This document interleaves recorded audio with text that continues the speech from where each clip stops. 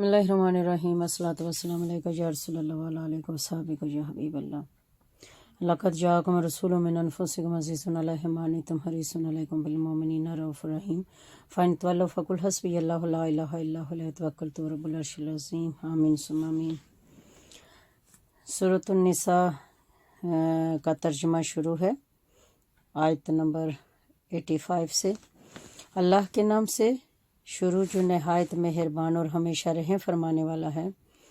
جو شخص کوئی نیک سفارش کرے تو اس کے لیے اس کے ثواب سے حصہ مقرر ہے،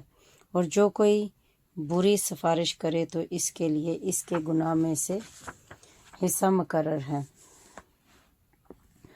اور اللہ ہر چیز پر قادر ہے۔ اور جب کسی لفظ سلام کے ذریعے تمہاری تکریم کی جائے تو تم جواب میں اس سے بہتر لفظ کے ساتھ سلام پیش کیا کرو، یا کم از کم وہی الفاظ جو جواب میں لوٹا دیا کرو۔ بے شک اللہ ہر چیز پر حساب لینے والا ہے۔ اللہ ہے کہ اس کے سوا کوئی عبادت کے لائق نہیں۔ وہ تمہیں ضرور قیامت کے دن جمع کرے گا جس میں کوئی شک نہیں، اور اللہ سے بات میں زیادہ سچا کون ہے؟ بس تمہیں کیا ہو گیا ہے کہ منافقوں کے بارے میں تم دو گروہ ہو گئے ہو، حالانکہ اللہ نے ان کے اپنے کرتوتوں کے باعث ان کی عقل اور سوچ کو اوندھا کر دیا ہے۔ کیا تم اس شخص کو رائے راست پر لانا چاہتے ہو جسے اللہ نے گمراہ ٹھہرا دیا ہے؟ اور اے مخاطب، جسے اللہ گمراہ ٹھہرا دے تو اس کے لیے ہرگز کوئی راہ ہدایت نہیں پا سکتا۔ اور منافق تو یہ تمنا کرتے ہیں کہ تم بھی کفر کرو جیسے انہوں نے کفر کیا، تاکہ تم سب برابر ہو جاؤ۔ سو تم ان میں سے کسی کو دوست نہ بناؤ یہاں تک کہ وہ اللہ کی راہ میں ہجرت کر کے اپنا ایمان اور اخلاص ثابت کریں۔ پھر اگر وہ روگردانی کریں تو انہیں پکڑ لو، اور جہاں بھی پاؤ انہیں قتل کر ڈالو، اور ان میں سے کسی کو دوست نہ بناؤ اور نہ مددگار، مگر ان لوگوں کو قتل نہ کرو جو ایسی قوم سے جا ملے ہوں کہ تمہارے اور ان کے درمیان معاہدہ امان ہو چکا ہو، یا وہ حوصلہ ہار کر تمہارے پاس اس حال میں آ جائیں کہ ان کے سینے اس بات سے تنگ آ چکے ہوں کہ وہ تم سے لڑیں اور یا اپنی قوم سے لڑیں، اور اگر اللہ چاہتا تو ان کے دلوں کو ہمت دیتے ہوئے یقیناً انہیں تم پر غالب کر دیتا تو وہ تم سے ضرور لڑتے۔ بس اگر وہ تم سے کنارہ کشی کر لیں اور تمہارے ساتھ جنگ نہ کریں اور تمہاری طرف صلح کا پیغام بھیجیں تو اللہ نے تمہارے لیے بھی صلح جوئی کی صورت میں ان پر دست درازی کی کوئی راہ نہیں بنائی۔ اب تم کچھ دوسرے لوگوں کو بھی پاؤ گے جو چاہتے ہیں کہ منافقانہ طریقے سے ایمان ظاہر کر کے تم سے بھی امن میں رہیں اور پوشیدہ طریقے سے کفر کا بھی ساتھ دیں، اپنی قوم سے بھی امن میں رہیں، مگر ان کی حالت یہ ہے کہ جب بھی مسلمانوں کے خلاف فتنہ انگیزی کی طرف پھیرے جاتے ہیں تو وہ اس میں اوندے کود پڑتے ہیں۔ سو اگر یہ لوگ تم سے لڑنے سے کنارہ کش نہ ہوں اور نہ ہی تمہاری طرف صلح کا پیغام بھیجیں اور نہ ہی اپنے ہاتھ فتنہ انگیزی سے روکیں تو تم انہیں پکڑ کر قید کر لو اور انہیں قتل کر ڈالو جہاں کہیں بھی انہیں پاؤ۔ یہ وہ لوگ ہیں کہ جن پر ہم نے تمہیں کھلا اختیار دیا ہے، اور کسی مسلمان کے لیے جائز نہیں کہ وہ کسی مسلمان کو قتل کر دے مگر بغیر قصد یعنی غلطی سے، اور جس نے کسی مسلمان کو نادانستہ قتل کر دیا تو اس پر ایک مسلمان غلام باندی کا آزاد کرنا اور خون بہا کا ادا کرنا جو مقتول کے گھر والوں کے سپرد کیا جائے لازم ہے، مگر یہ کہ وہ معاف کر دیں۔ پھر اگر وہ مقتول تمہاری دشمن قوم سے ہو اور وہ مومن بھی ہو تو صرف ایک غلام یا ایک باندی آزاد کرنا ہی لازمی ہے، اور اگر وہ مقتول اس قوم میں سے ہو کہ تمہارے اور ان کے درمیان صلح کا معاہدہ ہے تو خون بہا بھی جو اس کے گھر والوں کے سپرد کیا جائے، اور ایک مسلمان غلام باندی کا آزاد کرنا یا غلام کا آزاد کرنا بھی لازم ہے۔ پھر جس شخص کو غلام باندی میسر نہ ہو تو اس پر پے در پے 2 مہینے کے روزے لازم ہیں، جس کی طرف سے یہ اس کی توبہ ہے، اور اللہ خوب جاننے والا اور بڑی حکمت والا ہے۔ اور جو شخص کسی مسلمان کو قصداً قتل کرے تو اس کی سزا دوزخ ہے کہ مدتوں میں اس میں رہیں گے، اور اس پر اللہ غضبناک ہوگا اور اس پر لعنت کرے گا، اور اس نے اس کے لیے زبردست عذاب تیار کر رکھا ہے۔ اے ایمان والو، جب تم اللہ کی راہ میں جہاد کے لیے سفر پر نکلو تو تحقیق کر لیا کرو، اور اس کو جو تمہیں سلام کرے یہ نہ کہو کہ تم مسلمان نہیں، یعنی کہ تم مسلمان نہیں ہے۔ تم ایک دوسرے کو کافر کہہ کر مارنے کے بعد مال غنیمت کی صورت میں دنیاوی زندگی کا سامان تلاش کرتے ہو تو یقین کرو کہ اللہ کے پاس بہت اموال غنیمت ہے۔ اس سے بیشتر تم بھی تو ایسے ہی تھے، پھر اللہ نے تم پر احسان کیا اور تم مسلمان ہو گئے، بس دوسروں کے بارے میں بھی تحقیق کر لیا کرو، بے شک اللہ تمہارے کاموں سے خبردار ہے۔ مسلمانوں میں ویسے وہ لوگ جو جہاد سے جی چرا کر بغیر کسی عذر تکلیف کے گھروں میں بیٹھ رہنے والے ہیں، اور جو لوگ اللہ کی راہ میں اپنے مالوں اور اپنی جانوں سے جہاد کرنے والے ہیں، یہ دونوں درجہ ثواب میں برابر نہیں ہو سکتے۔ اللہ نے اپنے مالوں اور اپنی جانوں سے جہاد کرنے والوں کو بیٹھ رہنے والوں پر مرتبے میں فضیلت بخشی ہے، اور اللہ نے سب ایمان والوں سے وعدہ بھلائی کا فرمایا ہے، اور اللہ نے جہاد کرنے والوں کو بیٹھ رہنے والوں پر زبردست اجر و ثواب کی فضیلت دی ہے۔ اس کی طرف سے ان کے لیے بہت درجات ہیں اور بخشائش و رحمت ہے، اور اللہ بڑا بخشنے والا مہربان ہے۔ بے شک جن لوگوں کی روح فرشتے اس حال میں قبض کرتے ہیں کہ وہ اسلام دشمن ماحول میں رہ کر اپنی جانوں پر ظلم کرنے والے ہیں، تو وہ ان سے دریافت کرتے ہیں کہ تم کس حال میں تھے؟ تم نے اقامت دین کی جدوجہد کی، نہ سرزمین کفر کو چھوڑا۔ وہ معذرتاً کہتے ہیں کہ ہم زمین میں کمزور اور بے بس تھے۔ فرشتے جواباً کہتے ہیں کہ کیا اللہ کی زمین فراغ نہ تھی کہ تم اس میں کہیں ہجرت کر جاتے؟ سو یہی وہ لوگ ہیں جن کا ٹھکانہ جہنم ہے، اور وہ بہت ہی برا ٹھکانہ ہے۔ سوائے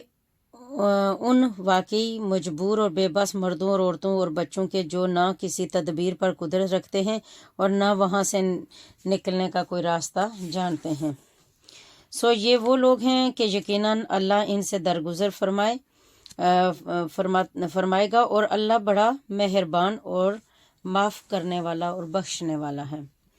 جو کوئی اللہ کی راہ میں گھر بار چھوڑ کر نکلے، وہ زمین میں ہجرت کر کے لیے نکلے تو بہت سی جگہیں اور معاش کے لیے کشائش پائے گا، اور جو شخص بھی اپنے گھر سے اللہ اور اس کے رسول کی خاطر ہجرت کے لیے نکلے، پھر اسے راستے میں ہی موت آ پکڑے تو اس کا اجر اللہ کے ذمہ ثابت ہو گیا، اور اللہ بڑا بخشنے والا اور مہربان ہے۔ اور جب تم زمین میں سفر کرو تو تم پر کوئی گناہ نہیں کہ تم نماز میں قصر کرو، یعنی 4 رکعت فرض کی جگہ 2 پڑھو، اگر تمہیں اندیشہ ہے کہ کافر تمہیں تکلیف میں مبتلا کر دیں گے، بے شک کفار تمہارے کھلے دشمن ہیں۔ اور اے محبوب، جب آپ ان مجاہدوں میں تشریف فرما ہوں تو ان کے لیے نماز کی جماعت قائم کریں، بس ان میں سے ایک جماعت کو پہلے آپ کے ساتھ اقتداءً کھڑا ہونا چاہیے، اور انہیں اپنے ہتھیار بھی لیے رہنا چاہیے۔ پھر جب وہ سجدے کر چکیں تو ہٹ کر تم لوگوں کے پیچھے ہو جائیں، اور اب دوسری جماعت کو جنہوں نے ابھی نماز نہیں پڑھی آ جانا چاہیے، پھر وہ آپ کے ساتھ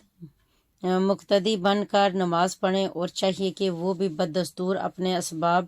حفاظت اور اپنے ہتھیار لیے رہیں۔ کافر چاہتے ہیں کہ کہیں تم اپنے ہتھیاروں اور اپنے اسباب سے غافل ہو جاؤ تو وہ تم پر دفعتاً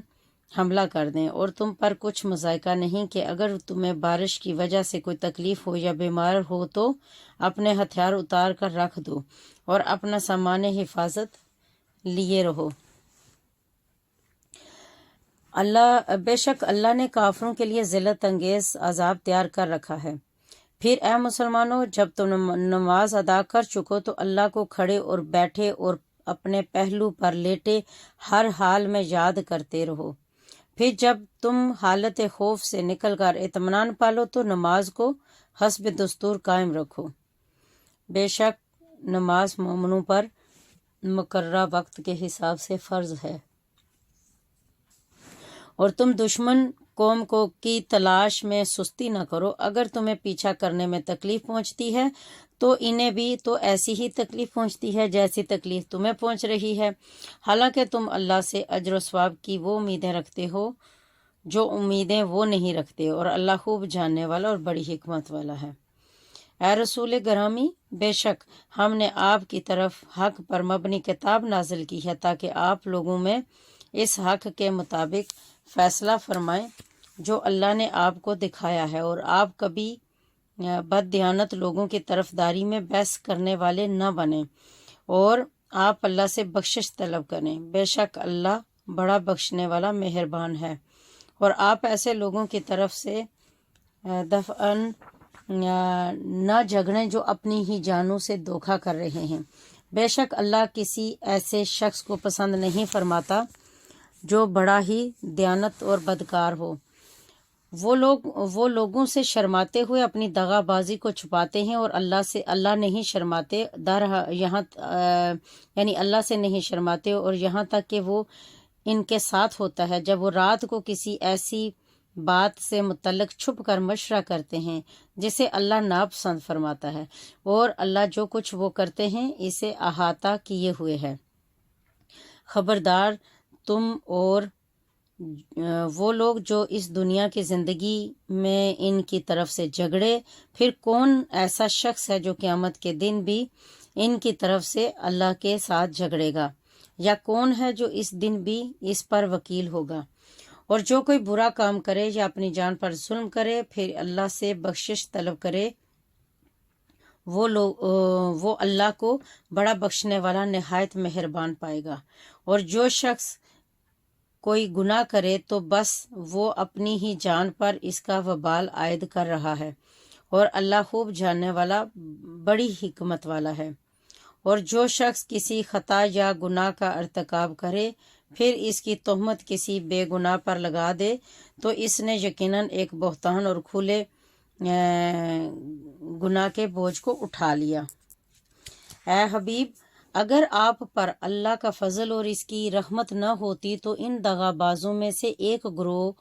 یہ ارادہ کر چکا تھا کہ آپ کو بہکا دیں، جبکہ وہ محض اپنے آپ کو ہی گمراہی میں گمراہ کر رہے تھے، اور آپ کا تو کچھ بگاڑ ہی نہیں سکتے۔ اور اللہ نے آپ پر کتاب اور حکمت نازل فرمائی ہے، اور اس نے آپ کو وہ سب علم عطا کر دیا ہے جو آپ نہیں جانتے تھے، اور آپ پر اللہ تعالیٰ کا بہت ہی بڑا فضل ہے۔ صدق اللہ العظیم۔ یہاں تک رکھتے ہیں، اللہ تعالیٰ سے دعا کرتے ہیں کہ اے پاک پروردگار، جو کچھ اس قرآن پاک میں آپ نے نازل فرمایا ہے ہم لوگوں کی ہدایت کی خاطر ہمیں اس کے اوپر عمل کرنے کی توفیق عطا فرما۔ جتنے سننے والے ہیں ان سب کے اوپر یا اللہ رحمتوں کے برسات، اور یا اللہ اس علم قرآن پاک کے باطنی علم سے ہمیں نواز، ان قرآنی آیات کو یا اللہ تو کھول دے ہمارے سینوں پہ، ہمارے ذہنوں میں، اور یا اللہ تعالیٰ ہماری روحوں کو تر و تازہ کر دے، ہمارے نفس کو اعلیٰ سے اعلیٰ درجوں کی طرف منتقل فرما دے۔ آمین ثم آمین، وصلی اللہ تعالیٰ علی خیر خلقہ محمد و آلہ عرشہ اجمعین برحمتک یا ارحم الراحمین، آمین ثم آمین۔